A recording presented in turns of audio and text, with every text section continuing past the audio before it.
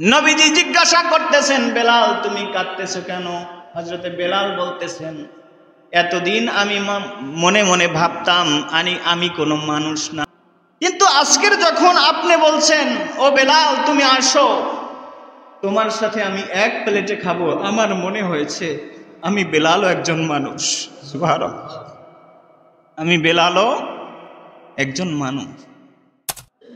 নবীজি সাল্লাল্লাহু আলাইহি সাল্লাম শুধু সুন্দরের রহমত তা না, পৃথিবীর মধ্যে এখন কালো মানুষ, সুন্দর মানুষ। পশ্চিমা বিভিন্ন দেশে আইন আছে যে কালো মানুষেরা প্রেসিডেন্ট হতে পারবে না, কালো মানুষেরা প্রেসিডেন্ট হতে পারবে না। সেখানে এরকম মানে দুই গ্রুপ, একদল কালো একদল ফর্সা। সাদা মানুষেরা দেশ পরিচালনা করবে, কালো মানুষেরা দেশ পরিচালনা করতে পারবে না। কিন্তু নবীজি সাল্লাল্লাহু আলাইহি সাল্লাম হযরতে বেলালের মতো হাবশী মানুষ, সেই ইথিওপিয়ান মানুষ যাদের ঠোঁটটা এরকম চওড়া, তাদের মুখটা দেখতে সুন্দর না, চেহারাটা পোড়া মানুষের মতো দেখা যায়, হাত পা গুলো মনে হয় গাছের ডালার মতো, এরকম। আল্লাহ রাব্বুল আলামিন এদেরকেও তৈরি করছেন, এরাও আল্লাহ রাব্বুল আলামিনের চোখে সমস্ত সৃষ্টির সুন্দর। সুবহানাল্লাহ। কারণ মানুষকে আল্লাহ রাব্বুল আলামিন সমস্ত সৃষ্টির চেয়ে সুন্দর বানাইছে। এই বেলাল ছিলেন কাফেরদের নেতা উমাইয়ার গোলাম। উমাইয়া এমন অমানুষ ছিল, হযরতে বেলাল কৃতদাস থাকা অবস্থায় ইসলাম গ্রহণ করছিলেন। ইসলাম গ্রহণের খবর পেয়ে উমাইয়া এত বেশি টর্চার শুরু করছিলেন, এত বেশি কষ্ট দিতেন। হাদিস শরীফে আসছে, উত্তপ্ত বালুর মধ্যে, গরমের মধ্যে, মরুভূমির মধ্যে মানুষ চামড়ার জুতা ছাড়া, পুরো জুতা ছাড়া মরুভূমির মধ্যে হাঁটা যায় না, পাওটা ফেটে রক্ত বের হওয়া শুরু করে দেয়। উত্তপ্ত বালুর মধ্যে উমাইয়া হযরতে বেলাল রাদিয়াল্লাহু তাআলা আনহুকে খালি গায়ে উত্তপ্ত বালুর মধ্যে, পাথরের মধ্যে শোয়া রাখতেন, গলার ভিতর রশি লাগাইয়া, আবার পায়ের মধ্যে রশি লাগাইয়া উটের পিছনে, ঘোড়ার পিছনে বাইধা দিতেন। এরকম টানে হেসড়ে উত্তপ্ত বালুর উপর থেকে, পাথরের উপর থেকে নিয়ে যাইত। সমস্ত শরীরটা ক্ষত বিক্ষত হয়ে কালো মানুষ হযরতে বেলালের শরীরটা রক্তাক্ত হয়ে যেত।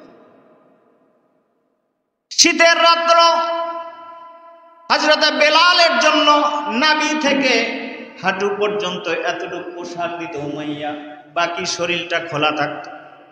শীতে থরথর থরথর করে হযরতে বেলাল কাঁপতে থাকত।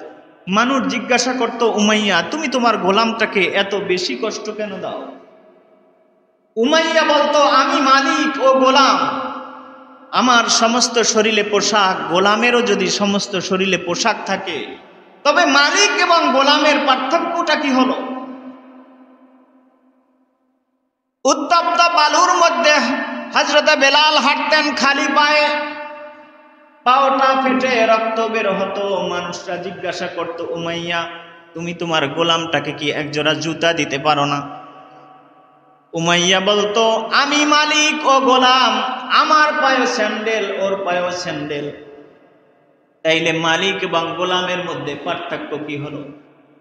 নবীজি এই দৃশ্যগুলো দেখে নবীজির চোখ থেকে পানি পড়ছে।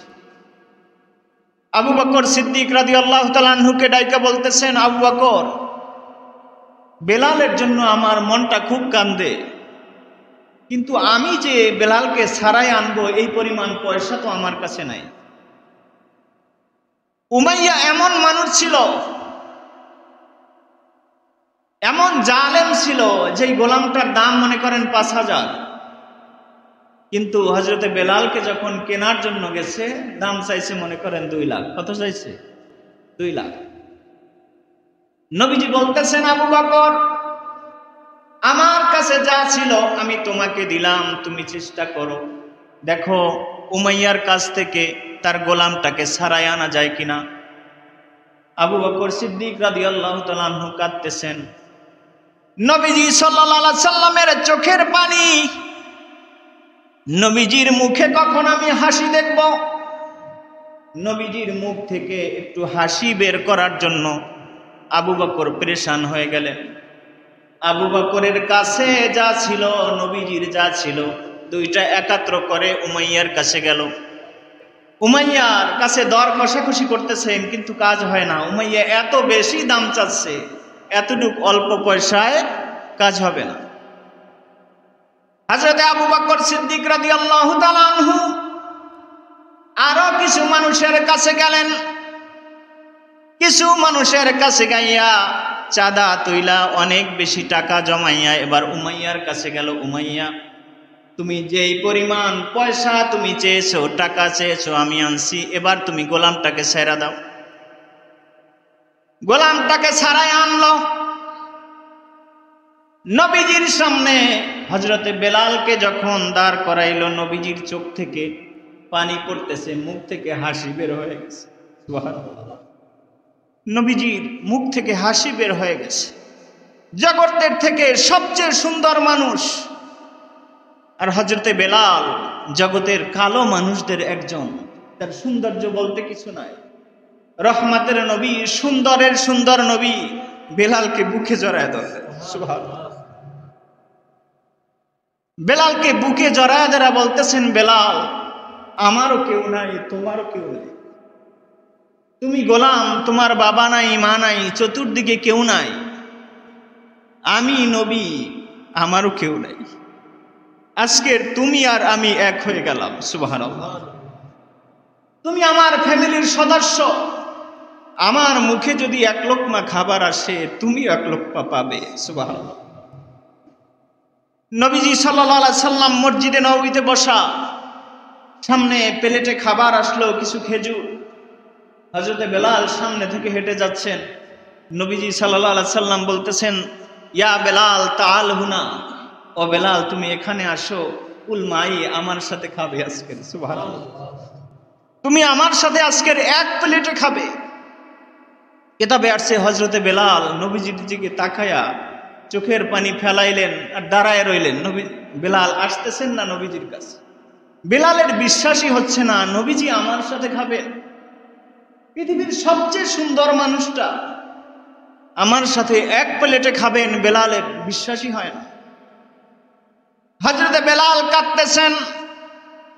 নবীজি জিজ্ঞাসা করতেছেন, বেলাল তুমি কাঁদতেছো কেন? হযরতে বেলাল বলতেছেন, এতদিন আমি মনে মনে ভাবতাম আমি কোনো মানুষ না, আমি কোনো মানুষ না। আমার নিজের দিকে তাকাইয়া, আমার নিজের পরিচয়ের দিকে তাকাইয়া এতদিন আমি ভাবতাম আমি বেলাল, আমি কোনো মানুষ না। কিন্তু আজকের যখন আপনি বলছেন, ও বেলাল তুমি আসো, তোমার সাথে আমি এক প্লেটে খাবো, আমার মনে হয়েছে আমি বেলালও একজন মানুষ।